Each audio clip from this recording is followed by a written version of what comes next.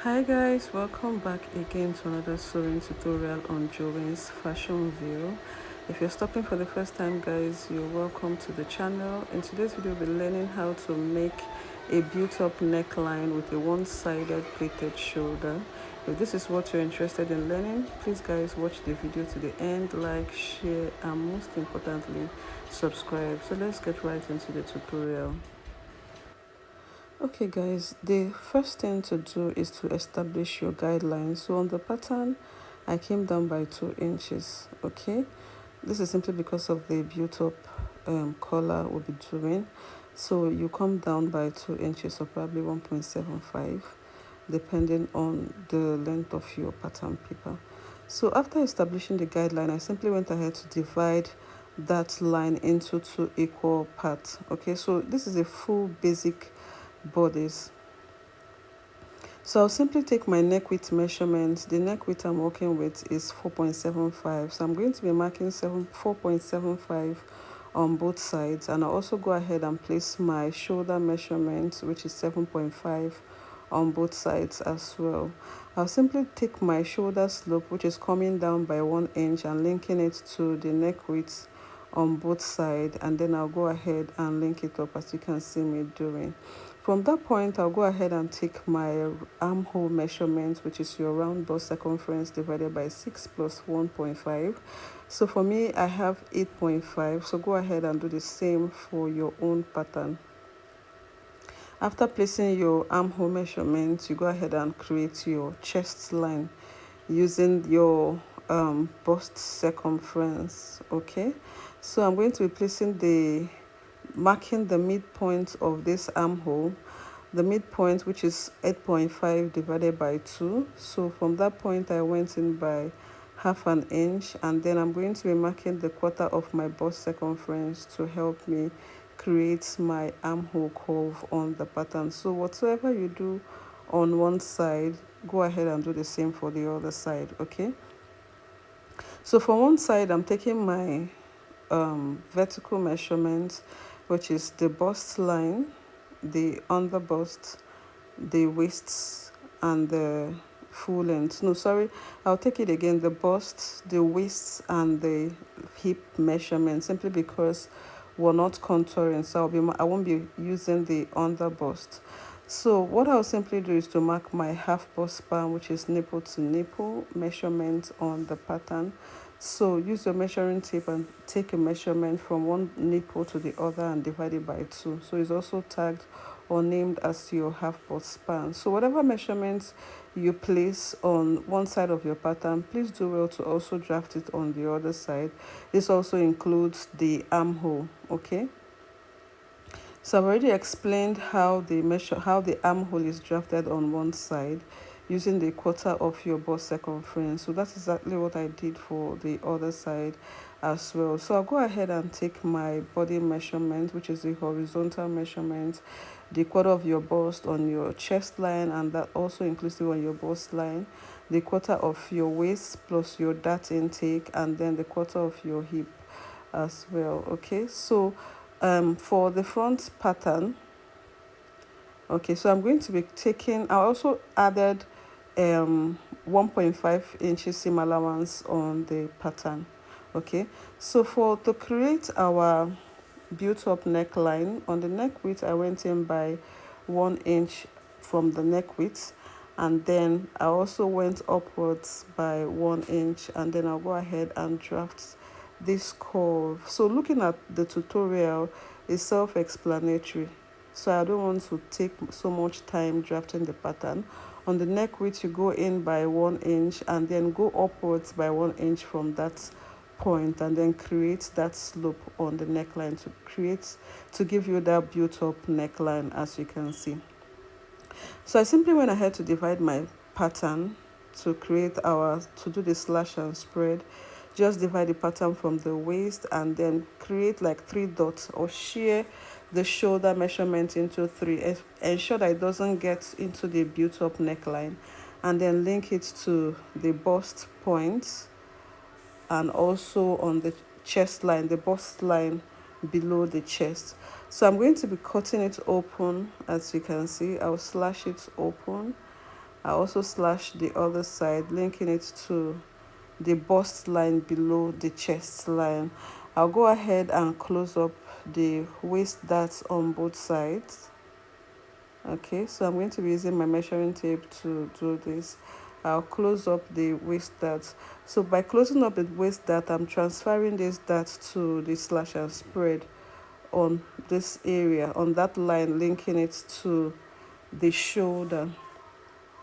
So for the lower pattern of the basic block, I'll do the same. I'll go ahead and slash it open from the waistline and then close it up. So just ensure that you close up your waist dart for the lower part so that the measurements can match. Okay, so after closing it up, what I'll simply need to do is to create that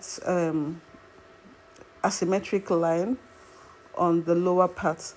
So what I'll simply do is to come down a bit from the waistline. Okay, so just know what you actually want. You can come down few inches away from the waistline and go ahead and draft your V neckline.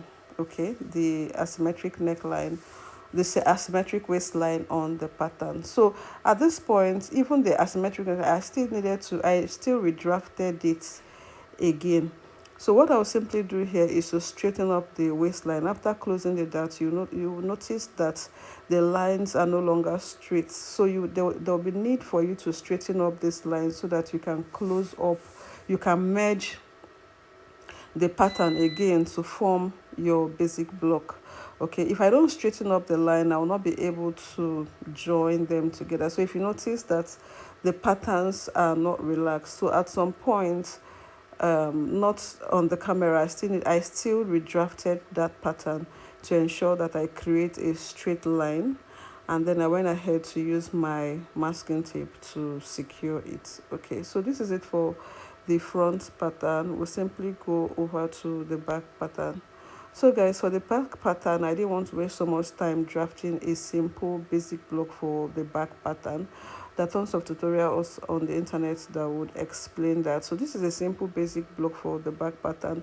The only difference for the back is that I didn't have enough space for the seam allowance, so I'm going to be cutting the seam allowance on the pattern. You can see me eliminating my zipper bulge by 1/2 inch. Okay, so you can see clearly we have the chest, the waist, and the hem. So I'll go ahead and create my built-up neckline, going in by 1 inch on the neck width, and from that point I'll go up by 1 inch and create that slant. Just link it up. It's a very easy thing to do, and then draw a straight line linking it to the zipper area. Okay, so I'm going to be using my tracing wheel to transfer it to the other side, and this is it. I've done it, and then I highlighted it as well. So I'm going to be using my front pattern to ensure that the patterns are the same, is symmetrical. So I'm going to draft the V neckline, sorry, the V waistline, the asymmetric pattern for around the hem area.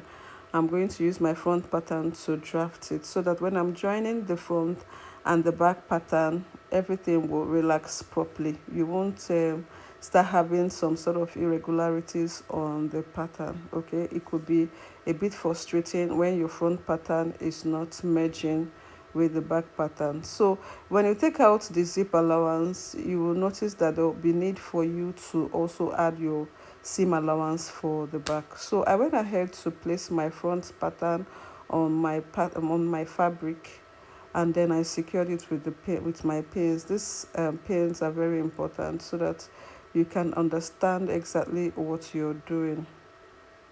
So depending on the pleats the amount of pleats that you want to create, or the volume of pleats you want to create, you spread up your pattern. Okay, so you can spread it open by 1.5 inches or probably 2 inches depending on what you want, and then go ahead and cut out your excess fabric from the pattern. Okay, so ensure that your pattern is well relaxed on the fabric before cutting it out, as you can see. So after cutting this out, this is what we have. I'm going to detach the pattern from the fabric. Okay, so before doing this, I'll go ahead and secure my pleats first.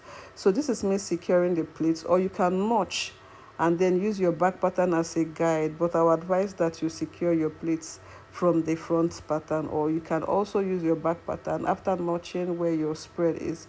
Use your back pattern as a guide. So guys, after creating my pleats, I haven't relaxed the pleats yet. I'll take it to my iron, the sewing machine. I'll stitch it and then give it a good press, or you can iron it first before stitching. So at this point, I'm cutting out my facing after securing my pleats. So this is the facing for the front pattern. I didn't have enough fabric, so I was trying to manage the fabric that I have. So but ensure that your facing gets into your armhole. So after stitching, I'll go ahead and notch. After notching, I'll turn it. Okay, so I did not stitch the shoulder. I left the shoulder open. I only stitched the armhole and the neckline. So after turning, you take it to your ironing board and give it a very good press so that it can relax very well. So have in mind that the shoulder area is still open. So this is the back. I've also cut out my facing and turned it as well for the back pattern. Okay, I've turned it with my facing. So I'm going to join the shoulder. Okay, so I'm going to insert it into the front pattern, as you can see, and then I'm going to stitch it. You can see me securing it with my pin. So after doing one side, I'll also do the other side, and then I'll flip it, turn it to the right side. You see that there will be a proper inseam for your shoulder. Okay, so you can see me tucking in the other shoulder and merging it with the front pattern for the other side. After securing it with my pins, I'll take it to my sewing machine and stitch before turning it. So this is it. This is the shoulder joining for the front and the back pattern, and you can see how neatly relaxed it is after joining and giving it a good press. And also went ahead to secure my zipper allowance. After securing the zipper allowance, you turn it right sides facing each other, and then you use your measuring tape to take your body measurement. So I was trying to explain that you can actually overlock the lower area just like I did. You can see that the lower part of my fabric, I overlocked it, or you can choose to cut it out neatly without overlocking. So I'll go ahead and place my zipper. After placing the zipper, I will simply turn it right sides facing each other. Okay, so at this point I was just showing us the overlock for both the main fabric, the lining for the front pattern and the back, and the overlock on the hem area, which is the asymmetric hemline. So if you don't want to weave the hemline, you can choose to cut it out neatly and leave it the way it is. Okay, so after overlocking, I'm going to place it right sides facing each other. After placing right side facing each other, you can go ahead and use your measuring tape to take your measurements. So guys, with the measuring tape, the most important places to consider is your chest line, where you'll be placing the quarter, where you'll be placing half your bust measurements, not the quarter, half your bust measurements on your chest area, which is your round bust circumference divided by 2. On the waist, your round waist measurement divided by 2.